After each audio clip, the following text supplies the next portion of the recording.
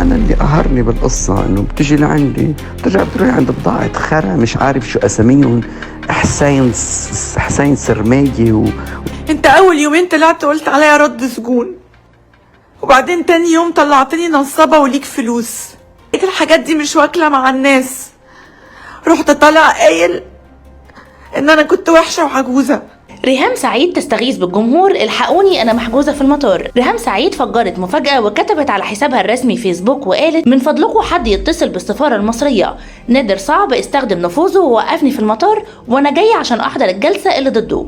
وكملت كلامها وقالت: انا ما بخافش يا نادر، ويا رب تيجي تحضر المحاكمات في مصر زي ما باجيلك لبنان. طبعا القصه المعروفه ان ريهام سعيد اتهمت دكتور نادر صعب انه شوه وشها في عمليه التجميل الاخيره، والقضية بينهم لسه شغالة بقالها فترة، ولكن الأمور دلوقتي وصلت لمرحلة تانية خالص، لدرجة إن هم حجزوها في مطار لبنان عشان ما تقدرش تحضر الجلسة. خلينا نشوف إيه اللي هيحصل على مدار اليوم. قايرب اللي شايفهم ولك إياه كلهم ناوي تعدي لي إياهم وسرميتي سوا.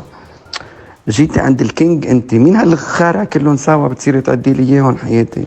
جيبي لي شي واحد يعمل لي اللافتنج مثل الخلق. روحي شوفي هيدي أصالة عم يخبروني تم قلوة وراحت عند صاحبي على أمريكا على نيويورك. بتجنني انت هيك اختها بقي 3 أشهر ما تشوف الناس كمان. انت ما بعد ما عندك شهر. it takes time.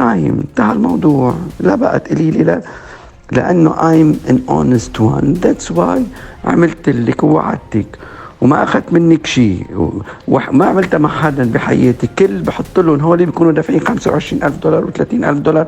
هيدا الزلمة دافع $70,000 وطلع حكي على الإعلام. أنت عملت لك ببلاش وبعد لهلا ما حكيتي إنك عملتي. و I don't care.